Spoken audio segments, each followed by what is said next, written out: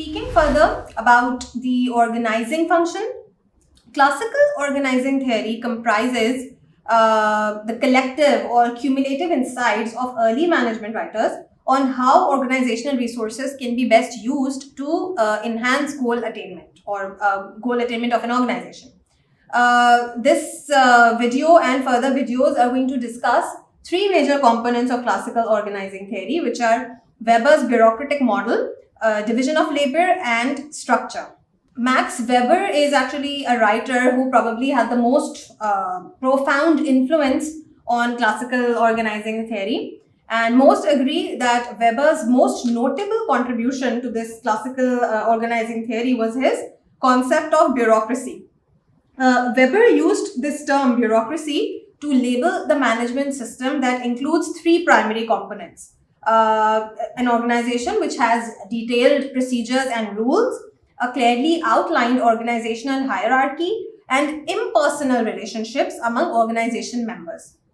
Though he firmly believed in the bureaucratic approach to organizing, he was actually concerned that managers were inclined to overemphasize the merits of a bureaucracy. He cautioned that a bureaucracy is not an end in itself, but rather a means or ways to the end of management system goal attainment or organizational goal attainment.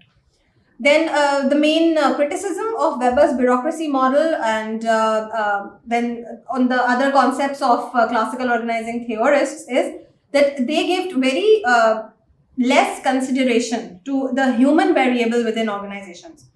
In fact, it is of recognition today that the bureaucratic approach without an appropriate emphasis on human variable is almost certainly a formula for organizational failure. It's not going to take you to success anyway.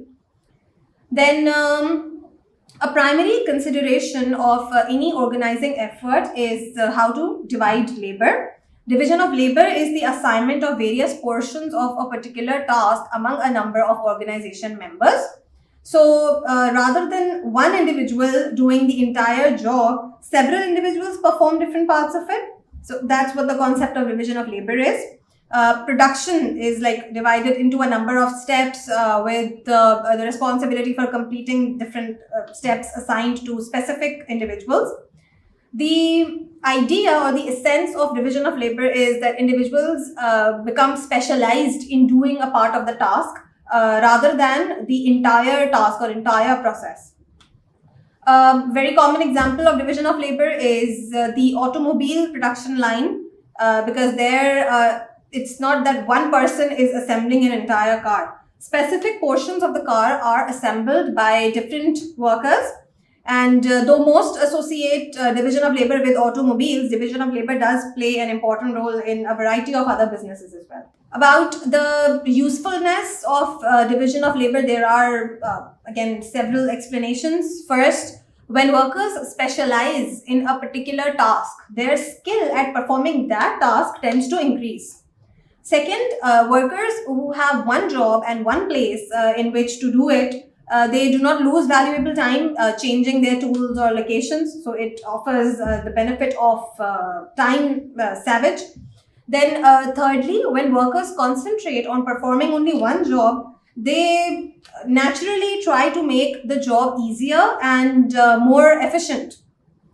Lastly, division of labor creates a situation in which workers need only to know how to perform their part of the work task rather than the entire process of production in producing the end product. The task of understanding their work in this scenario does not become too burdensome for them. Then on the other hand, there have been arguments presented against the use of extreme division of labor. These arguments say that division of labor focuses solely on efficiency and economic money-wise benefit and overlooks the human variable in organizations, and work that is extremely specialized tends to become boring, and therefore it will cause production rates to go down as workers become resentful of being treated like machines. Clearly, managers need to find a reasonable balance between specialization and human motivation. So finding this balance is actually an ongoing challenge for organizations, and it's an area of continued study. Speaking of structure, in any organizing effort, managers have to choose an appropriate structure. Structure refers to the designated relationships among resources of the organization or the management system. Its purpose is to facilitate the use of each resource individually and collectively as the organization attempts to attain its objectives. Two basic types of structure within the organizations are formal and informal structures. Formal structures are the relationships among organizational resources which are outlined by the management. And formal structure is represented primarily by the organization chart. Then, in contrast to it, informal structure is depicted through the patterns of relationships that develop because of the informal activities of organization members. Like it evolves naturally and tends to be molded by individual norms and values, preferences, backgrounds, and social relationships.